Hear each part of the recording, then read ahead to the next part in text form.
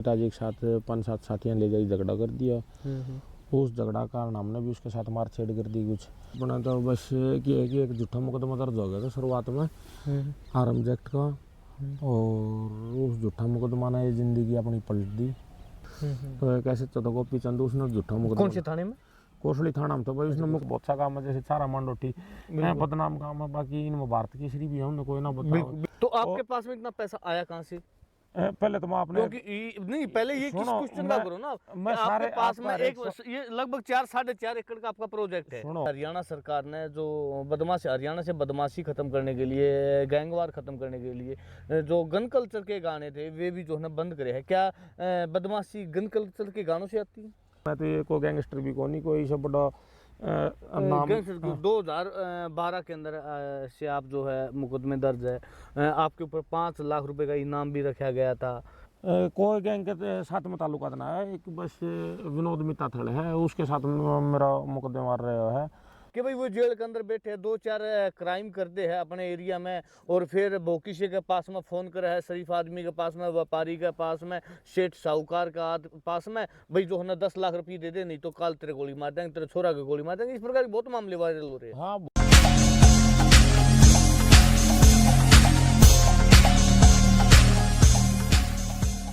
राम भाई, सारे भाइयों ने HR धमाका न्यूज जितने भी भाई देखा है सभी को नमस्कार, जय श्री राम। और फिलहाल आपने बेरा होगा भाई, आप लोगों के बीच में हर टाइम जो है छोटी बड़ी नई अपडेट लेके आते रहो। हाँ, तो आज खास अपडेट आप लोगों के बीच में लेके आए हैं। जी डाल हरियाणा के जो DGP है, DIG है, उन्होंने जो सख्त आदेश दिए हैं गैंगस्टरों को लेकर के।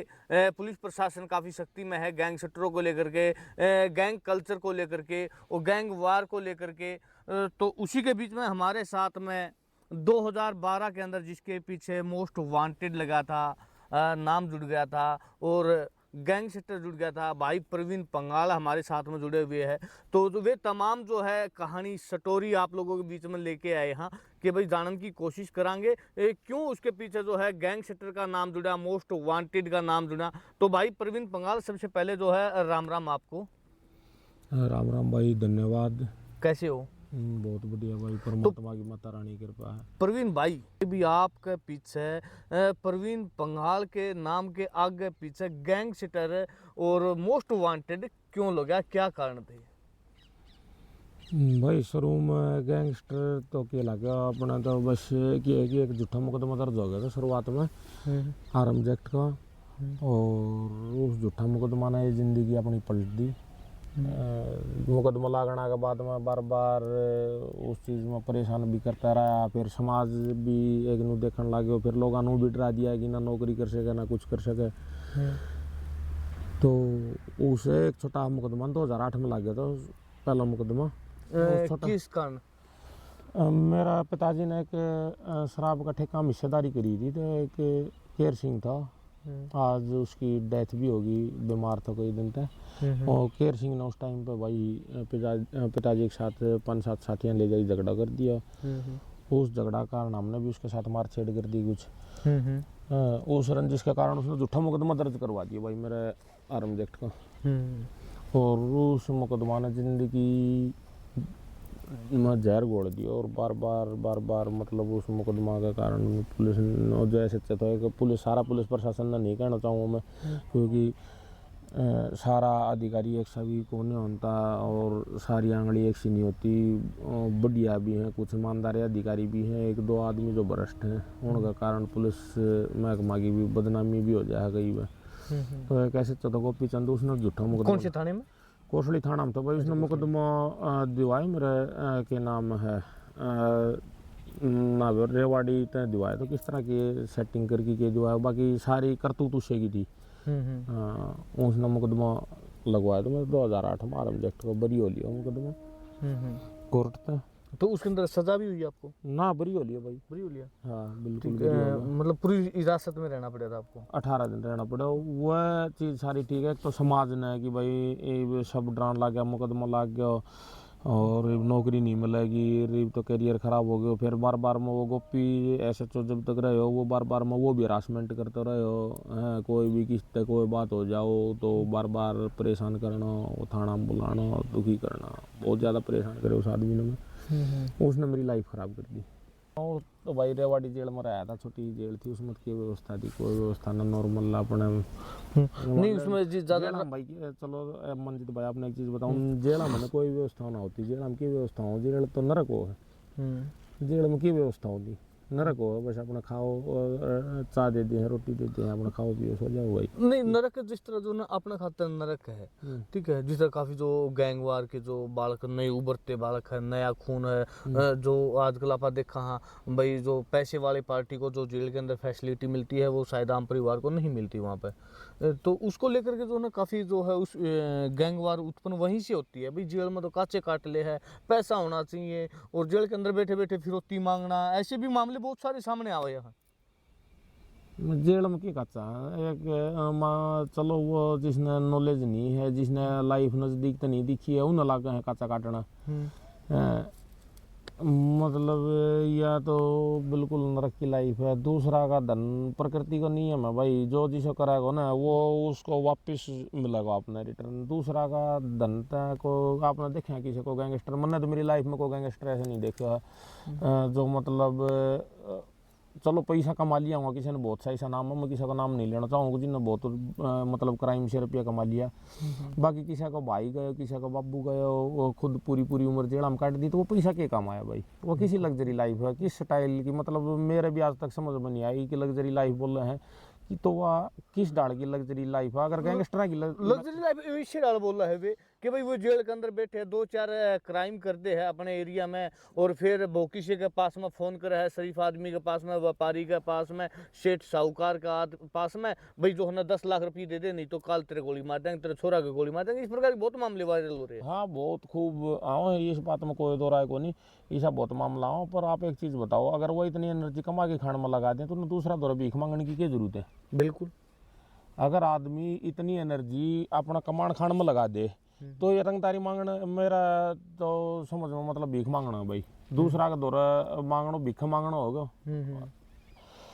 तो यह तो मेरा तो कोई समझ में आई को नहीं यह बात। और अगर आप ऐसा लग्जरी लाइफ का हाँ, तो जो ये बड़ा बड़ा बिजनेसमैन है इनकी लाइफ में क्या कहूँगा आप, मेरा तो एक चीज़ समझ में आई, इस एनर्जी ना अगर आपने लग्जरी लाइफ जीनी तो आप बिजनेस करो, उस माइंड ना क्राइम में जितना आप एक्टिव करो हो, उस माइंड ना आप बिजनेस में एक्टिव करो, अपना खुद का बिजनेस करो। कई जो अपने जो देहात के आम बच्चे हैं या गरीब परिवार से है, मीडियम परिवार से है, उनको जो है काफ़ी लोगों द्वारा जो है ना गाइड किया जाता है भाई, 1 नंबर के पैसे में तो आप कुछ भी नहीं कर सकते, मेहनत के पैसे से आप घर नहीं चला सकते, आप 2 नंबर, उनको 2 नंबर के कामों के अंदर घुसेड़ा जाता है, समझते हो ना आप।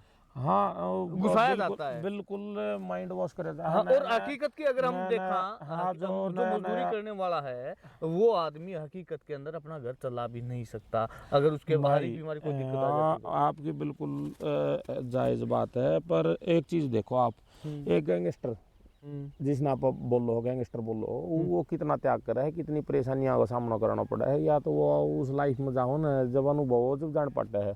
अगर इतनी परेशानी, इतना संघर्ष, इतना त्याग वो अगर बिजनेस में कर दे, और उतना जो जिस लेवल को वो माइंड क्राइम करने में लगा हो, उस लेवल को माइंड अगर बिजनेस में लगा दे, तो ये जितना बिजनेसमैन है भाई, आप एक चीज़ देखो, सबसे ज़्यादा लग्जरी लाइफ बिजनेसमैन जी रहे हैं मेरी नज़र में। तो आप मजदूरी क्यों करो, आप बिजनेस करो, आप बिजनेस मतलब जितना भी बिजनेसमैन है सब का सब भाई शुरू तक करोड़पति थोड़ी था, बहुत सा ऐसा बिजनेसमैन भी है जो बिल्कुल जीरो था और हीरो बना है। तो आप उन आइडल मानो, आप उन आइडल मान की उस तरीका का काम करो कोई भी बिजनेस में। और एक चीज़ बताऊँ आपने, गैंगस्टर की कोई लग्जरी लाइफ नहीं होती, गैंगस्टर की सिर्फ गुलाम, और गुलाम हर बार एक चीज़ कहूँ, गैंगस्टर की एक गुलाम की और एक मतलब सीमित लाइफ हो है, उसका सारा शौक ख़त्म हो जाए, वो कोई भी, मैं मेरी खुद की बताऊँ भाई, मैं तो ये कोई गैंगस्टर भी को नहीं, कोई सब बड़ा नाम 2012 के अंदर से आप जो है मुकदमे दर्ज है, आपके ऊपर 5 लाख रुपए का इनाम भी रखा गया था, ठीक है, और भी जो आज भिवानी के लगभग जो है सबसे टॉप के अंदर है, 5 लाख रुपए का इनाम लगभग आपके ऊपर ही था, हमारा अंदाज है।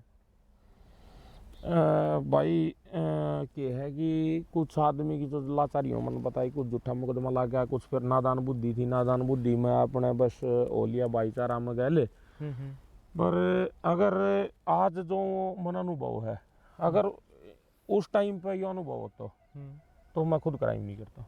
अच्छा, उस टाइम नादानी में लगा लो, हाँ। या फिर आप लाचारी में लगा लो, किस किस गैंग के साथ में आपके ताल्लुकात हुए?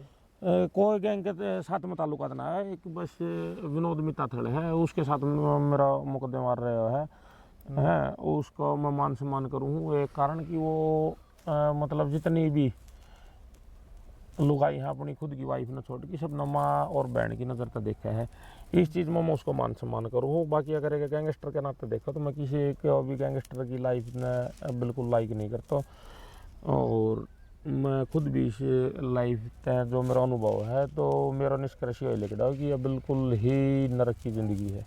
मैंने तो अब तक कम से कम नहीं ना तो 7-7.5 साल जेल में गुजार दिया। हाँ। और बहुत तरह का देखा है, कई का गलती तो झूठा नाम आ जाए है, कोई रंजिश में झूठा डलवा दे नाम, डलवाते नहीं डलवाते? हाँ डलवा अब दे हैं। एक बात बताइए, अगर आपका झूठा रंजिश में डलवा दिया, XYZ मैं अपने से लेके चलता हूँ, मैंने डलवा दिया, तो आप क्या करोगे? आप बदला लोगे नहीं लोगे? कानून से आपको इंसाफ नहीं मिलता तो आप क्या करोगे? उसी चीज़ के लिए मैं अभी एक यात्रा निकालने लग रहा हूँ, इन चीज़ों के लिए सरकार से भी अपील करांगा। हम जो अपना अनुभव है वो कुछ बात सरकार के सामने रखांगा, जैसे कि जो नया बालक अपराध की तरफ झुके हैं उनकी ये अपने मतलब चिन्हित करके जो भी बालक हैं जितना भी भाई ये क्राइम के प्रति मतलब ज़्यादा इम्प्रेस हैं तो वह समझाना, उनका सीवर लगाना। और पुलिस ये तो बहुत एडवांस हो रही है, पुलिस अफसर की मतलब जो आईओ हैं इन्वेस्टिगेशन अफसर जिसने बोला, हाँ उनकी एक एडवांस लेवल की ट्रेनिंग करानी कि वह अच्छा तरीका आता है मतलब जांच कर सकें।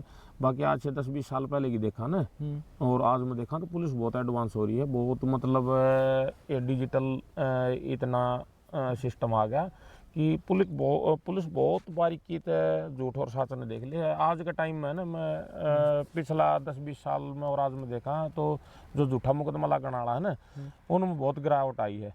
देखो बहुत गिरावट आई है। हाँ, ये पूरी तरह से ना खत्म नहीं हुआ। पूरी तरह से तो मैं नहीं कह सकता इसने पूरी तरह से खत्म हो गया, पर पिछला जो रिकॉर्ड देखा ना आज का देखा तो उस चीज़ में आज पढ़ा लिखा अधिकारी हैं और भाई टेक्नोलॉजी भी पुलिस द्वारा ज़्यादा आ गई है, तो उन चीज़ों को सहारा ले गए और पुलिस मतलब कुछ हद तक बहुत घना जो नाजायज़ हैं उन्हें बचा दे है।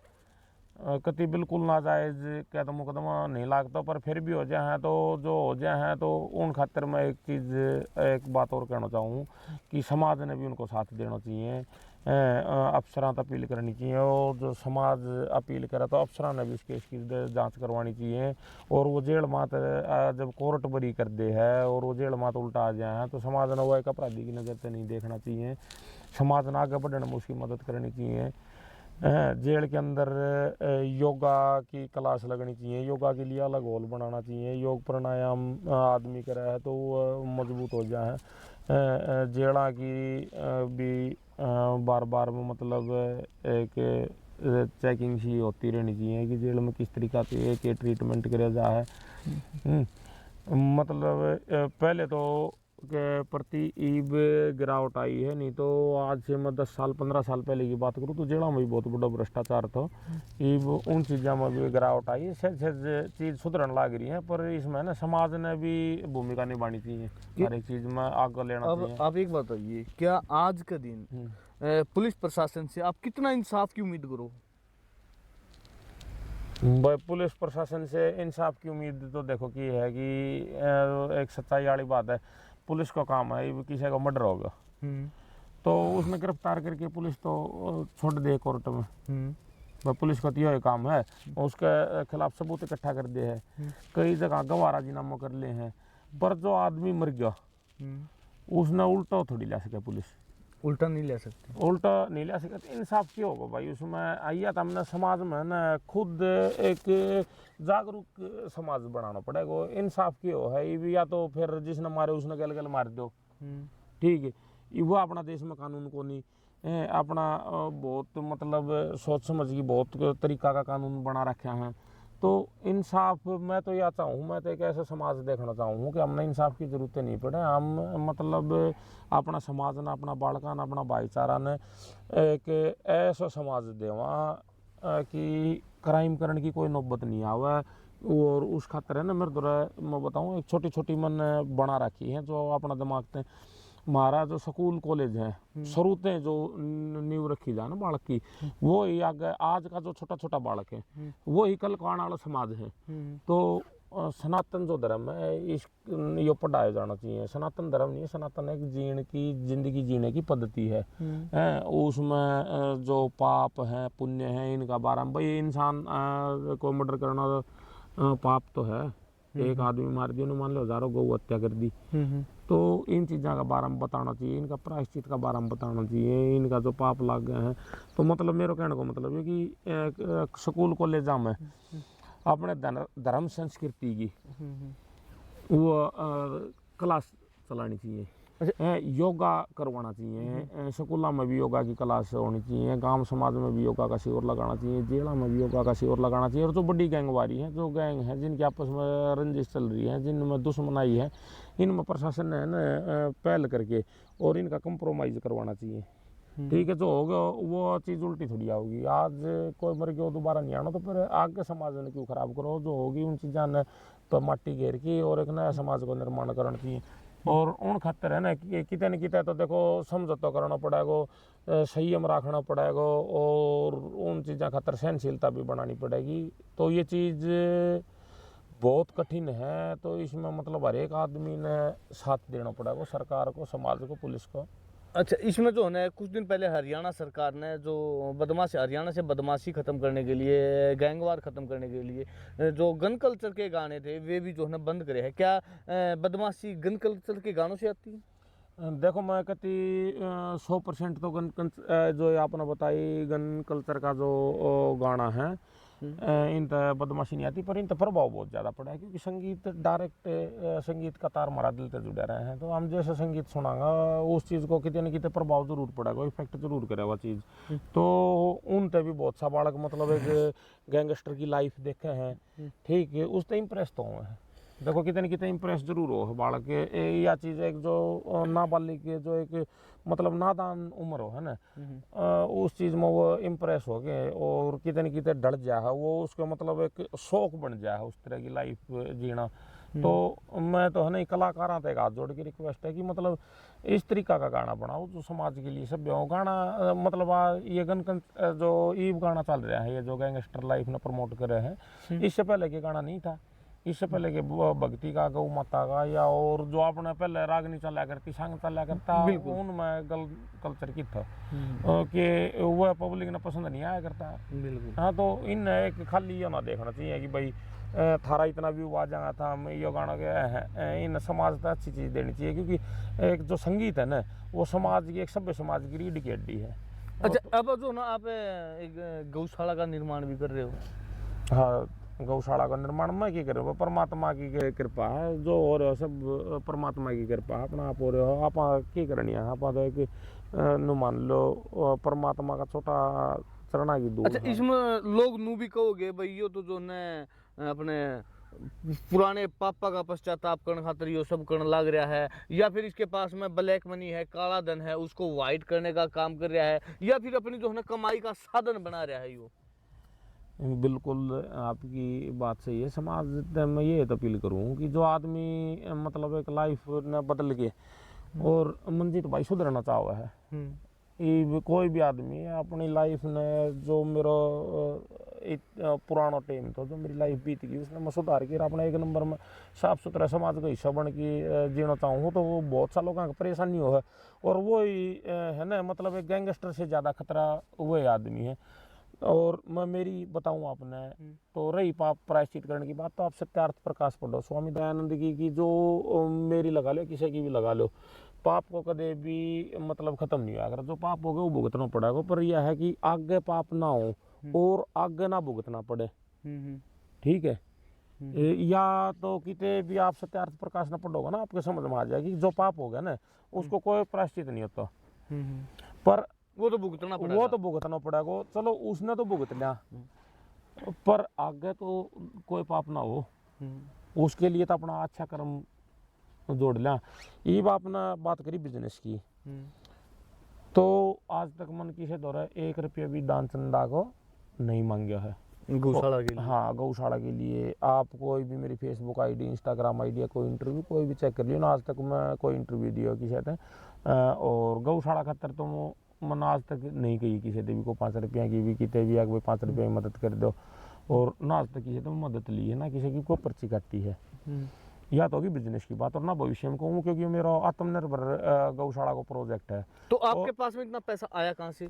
पहले तो मैं अपने नहीं, पहले ये किस क्वेश्चन का करो ना, मैं आपके सारे पास में आपका एक ये लगभग 4-4.5 एकड़ का आपका प्रोजेक्ट है। सुनो, मैं अपना आपका हर एक सवाल को जवाब दूं। पहले तो बिजनेस वाली बात बता दी, फिर इस सवाल को भी प्रॉपर आपने जो जवाब जितना भी जो करोगा ना, मैं सवाल को जवाब दूंगा, कोई दिक्कत को नहीं। तो नहीं तो काटी है गौशाला बनाई, आत्मनिर्भर गौशाला का प्रोजेक्ट है। दूसरी चीज दान होया अगर धर्म, आप दान दो हो तो आप अपना पुण्य कमाण खातर दो हो हैं, तो आपने पुण्य करना आप इस गौशाला में दो और आगे गौशाला उसमें दो, आपके गांव की गौशाला उसमें दो। मैं जबरदस्ती आप दो पुण्य क्यों कराऊंगा, आप दो जबरदस्ती पर्ची कटवाऊंगा या दान लूंगा, किसी की इच्छा वो भाई करो या गौ माता आ जाएंगे उनकी सेवा करो। बिल्कुल है, यह तो होगा कमाण खाने वाला बिजनेस वाली बात। यही बात है ब्लैक मनी वाली। तो भाई मेरे तो इतनी पैसा को मेरा जुगाड़ को नहीं, मैं अपना मन काम चला रहा हूँ। कोई नु का मेरे तो ब्लैक मनी है। मेरा पिताजी के और मेरी माता का नाम थी ना, 2350 गज जगह थी अपना उरत धनिया गांव के पास में। उस माता 325 गज जगह बेच दी भाई, और सिर्फ गौशाला के लिए। और पहले एक मन 550 गज जगह और थी, उसके सारे वह बेच दी।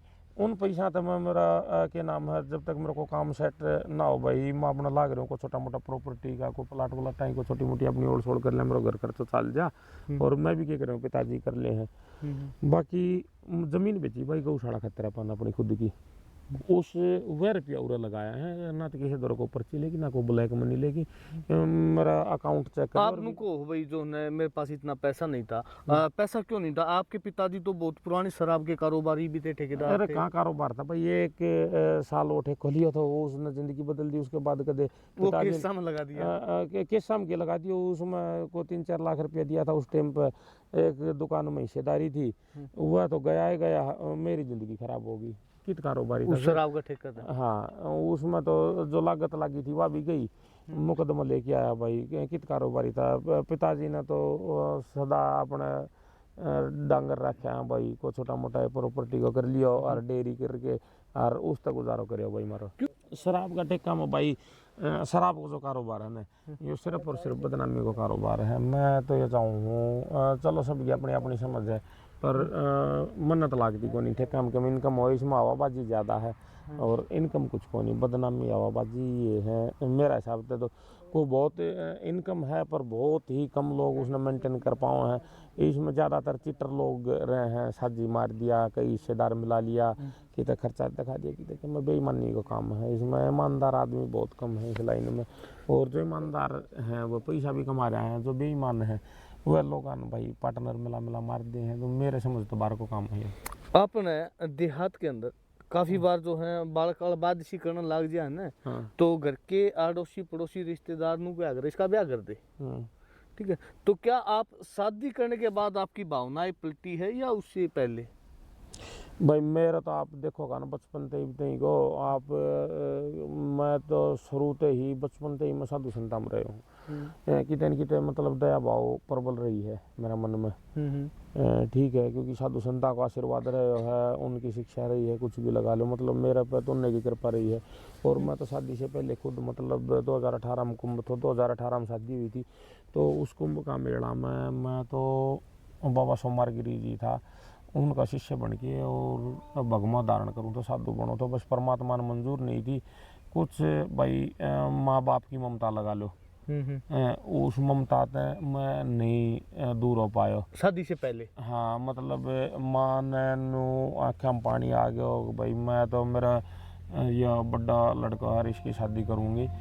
तो कितने न कितने उसकी ममता उसका मोह में आके मतलब ये मान लो कि यह शादी होगी। नहीं तो मैं तो एक साधु बनने का विचार था, और ये भी मैं अपनी एक साधु वाली ये लाइफ जीऊँगा। मतलब ठीक है, बालक की शादी होगी, अपना बालक पढ़ेगा लिखेगा, उनको करांगा है, उन जिस चीज़ की ज़रूरत होगी हर ज़रूरत पूरी करांगा। बाकी अपने और गौशाला में गौवा की सेवा करनी और बस एक साधु संताली और एक अपने सनातन धर्म का तरीका तो जीवांगा। जो गैल ने कुछ भी अच्छे हो बुरा हो उस लाइफ ने भूल के और अपनी साफ सुथरी ज़िंदगी जीवांगा भाई। बस सिर्फ और सिर्फ अपनी गौ माता की सेवा करांगा। और मैं तो यह चाहूँगा कि भाई और भी जो बालक है ना, बस कुछ भी करो, क्राइम ना करो भाई। ये फिलहाल जो है हरियाणा के पुलिस बड़े पुलिस अधिकारी डी का जो ओपी सिंह का जो है बयान आया है, काफ़ी वायरल हो रहा है और उनके ऊपर जो है उनको नोटिस भी भेजा गया है किसी थार मालिक के द्वारा। तो उनका जो है बयान आया है कि भाई जो बुलेट बाइक वाले और थार वाले ही गुंडागर्दी बदमाशी गैंगस्टर करते हैं। ये है कि भाई देखो, ये उनका पर्सनल विचार था, उनके सोच की गई है। बाकी ये है कि थार जो गाड़ी है वो 4x4 गाड़ी है, ऑफ रोड रोडिंग की गाड़ी है। वो गाड़ी या तो अपना दौर को मतलब राजस्थान में को डेजर्ट है, मतलब कोई अपन उसी एडवेंचर के जगह पर उत काम है, या आप कोई बड़ा फार्म हाउस का मालिक, अपना बहुत बड़ा जमींदारों है, 150 किलो जमींदारों है, उस जगह अपना कामयाब है। तो कुछ जगह है ना, मतलब मैं सब थार माल का की तो मैं नहीं कहूँगा कि सब एक सा है, क्योंकि मेरा कई साथी ले रहा था जिन पास तक कोई मुकदमा को नहीं, बहुत सभ्य समाज का हिस्सा है। पर कुछ है ना जो युवा जनरेशन का बालक, उन्होंने क्या करा कि थार गाड़ी बदनाम कर दी ज़्यादा, मतलब जो है ना गाड़ी थोड़ी कुछ हो है पर उनने बदनाम कर दी, कॉलेज आगे घुमा के या ड्रिंक व्रिंक करके कुछ उनका गलत एक्टिविटी करके, क्योंकि पावरफुल गाड़ी है, वो कुछ ड्रिंक कर ले या कुछ मतलब दिमाग में इसी चीज़ आ जाए तो मतलब एक घमंड सा करके वो तो कई जगह एक्टिविटी ऐसी कर दी कि वो एक्टिविटी देख के उनने वो बयान दे दिया होगा। और बुलेट मोटरसाइकिल भी आप एक चीज़ देखो तो मोटरसाइकिल में कोई दिक्कत थोड़ी है, पर बुलेट आना आपने खूब देखा हुआ, पटाखा बजाना को ले जा गए, पटाखा मारना, कोई चार छोरी जहाँ बजा के बुलेट ले जाएगा पटाखा मार दिया, सब तो ऐसा नहीं है। ये मेरा एक अंकल जी हैं, वो लेके आए हैं बुलेट, तो वो उनको शौक है, उनको साइलेंसर भी जो कंपनी ने दे रखे वो मतलब जिसी कंपनी से लाया था उसी की उसी वो प्यार था अपने वो कितने काम जाना उसने जहाँ घर में लाई खड़ी कर दें। तो वो भी समाज का हिस्सा है, वो तो फौजी हैं और उन्हें उसके बाद में फौज के बाद में पुलिस की नौकरी भी करी है, तो वह तो क्रिमिनल को नहीं।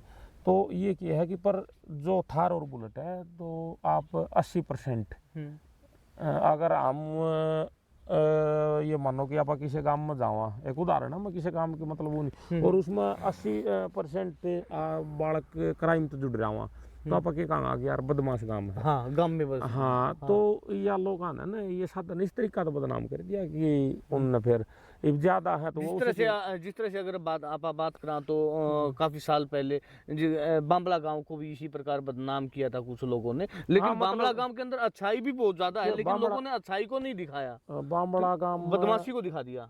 बांबड़ा गांव की मैं आपने बताऊं, बांबड़ा गांव पहलवाना का गांव भी रहा हाँ है बिल्कुल। पर ये है कि लोग है ना बुराई तो आग की डाल फैल रहे हैं, अच्छाई ने फैलने में टीम लग गए है। वो आप थोड़ी देर पहले मेरे से क्वेश्चन कर रहा था कि मैं दिल से मतलब यह चाहूँ कि मैं एक सभ्य समाज में आऊँ, समाज में रहूँ, और समाज में मैं रहूँ ना रहूँ, मैं अपने चाहे एकांत में मैंने तो ये देखो चार रोड तो जंगल अपना एकांत में अपना ठिकाना बना लगा, अपने शांति तो सुख शांति थे, पर मैं चाहूँ कि जो मन ना भुगते हो वो आगे आने वाला और मतलब अपना जो युवा साथी है ना वो उस चीज़ ने ना भुगते हैं, वो उस चीज़ से दूर रहे हैं। पर फिर भी लोगों के दिमाग में को कमाने का आपकी बात थी, आपको क्वेश्चन तो भाई कमाने खाने का साधन बना लियो या पाप धोवा है या और, तो लोगों की एक अलग सबकी अलग अलग सोच रहा है, बुराई ज़्यादा फैलाव है, अच्छा इन दबा दे, नहीं तो बामड़ा का पहलवाना होगा मैं ऐसा बहुत सा काम है जैसे चारा मंडोठी बदनाम काम है। बाकी इनमें भारत केसरी भी है, उन्हें कोई ना बताओ, बिल्कुल उनके अंदर दानवीर है, उनको कोई ना बतावा। हाँ दानवीर है, पढ़ा लिखा इंटेलिजेंट बालक है, पहलवान भारत केसरी हुआ है, उनकी कोई चर्चा नहीं करे और बदमाशी की जगह जगह चर्चा करें। तो मैं यह तो कहना चाहूँ इनकी चर्चाएं बंद कर दो। आप पहलवानी की चर्चा करो, आप गेम और गेम उनकी चर्चा करो, पढ़ाई लिखाई की चर्चा करो, ऑटोमेटिक समाज में जिस चीज़ की चर्चा ज़्यादा होगी, जिस चीज़ की इमेज ज़्यादा होगी, तो युवा ऑटोमेटिक उस चीज़ का नहीं जाऊँगा। बिल्कुल। हाँ। अभी आप पद यात्रा शुरू करने वाले हो, क्या कुछ जो है ना पद यात्रा की रूपरेखा है, कहाँ से स्टार्ट करोगे और कहाँ पे उसका जो है समापन होगा? जो अपनी पद यात्रा है वो अपनी गौशाला तक शुरू होगी और चंडीगढ़ तक जाएगी, सरकार से परमिशन ली जाएगी, कानून का हिसाब से जो भी कंडीशन है वो फॉलो करांगा, डीजीपी साहब से और सीएम साहब से भी लेटर लिख के उन तक परमिशन लेवांगा। वो जिस रूट की चंडीगढ़ तक और जिस तरीका की हमें परमिशन मिलेगी उस तरीका तक किन यात्रा किन बातों को लेकर के ये यात्रा शुरू मैंने अपना यात्रा को मकसद एक ही रहेगा कि आप मतलब समाज के जो युवा साथी हैं उन क्राइम तो दूर रखा और मतलब एक अपराध मुक्त समाज की स्थापना हो, अपना समाज तय अपराध खत्म हो, अपना हरियाणा था अपराध मुक्त हो जा, अपना हरियाणा में एक क्राइम का हिसाब तो नहीं जाना जा अपना है ना। हरियाणा जो प्रदेश है बहुत प्यारा प्रदेश है, यो गेम की उस जाने चाहे पहलवाना का जाने चाहे पहलवाना। हाँ, क्योंकि भारत के अंदर कबड्डी। अगर हम बात करें तो 70% जो है मेडल लाकर देने वाला, गोल्ड लाकर देने वाला हरियाणा ही पूरे भारत के अंदर एकमात्र ऐसा प्रदेश है। हाँ, बिल्कुल आपकी सत्य बात है। और हम उन चीज़ा ने मतलब जो है उन अपना आइडल बनावा, जो पहलवान है, जो स्पोर्ट्समैन है, जो IAS IPS भर्ती हो, जो बालक पढ़े लिखे हैं, उन अपना आइडल बनाओ। युवा तो यह है कि भाई एक गैंगस्टर आइडल ना बना के, और जो क्रांतिकारी हैं, जो समाज सेवी हैं, जो पहलवान हैं, जो एथलीट हैं, जो गोल्ड मेडल लाए हैं, मतलब उन आदमियों ने अपना मार्गदर्शक चुनो, ना कि किसी क्राइम करने आदमी ने एक गुलाम और नर्क लाइफ न छोड़ के और एक लग्जरी लाइफस्टाइल न चुनो। अच्छा, फिलहाल हरियाणा के अंदर नशा का भी काफी प्रकोप बढ़ता जा रहा है, जिस पर सुक्का नशा, स्मैक, चिट्टे जैसा, इंजेक्शन जैसा भयंकर नशा जो हमारी युवा पीढ़ी को खोखला करने लग रहा है, उनके लिए क्या कुछ संदेश देना चाहोगे और सरकार से क्या कुछ उसके लिए डिमांड करोगे आप ऐसे को खात्मा के लिए? देखो सरकार ने नशा का ऊपर बहुत बढ़िया मुहिम चला रखी है। सरकार ने नारकोटिक्स की टीम भी बना रखी है, बहुत हाई लेवल की मीटिंग भी हुए हैं और रोज है ना तस्करान, नशा तस्करान पकड़ने भी लग रहा है। मेरी इसमें है ना सरकार के साथ समाज तय एक अपील है कि है ना आप जो भी नशा बेचनिया है और नशा करनिया है तो सरकार ने टोल फ्री नंबर दे रखा है, उन तक आप मैसेज दो। और जो ये नशा तस्कर है ना, ये समाज के लिए बहुत बड़ी दिमक है, इन समाज तय ख़त्म करो और सरकार की प्रशासन की इसमें मदद करो।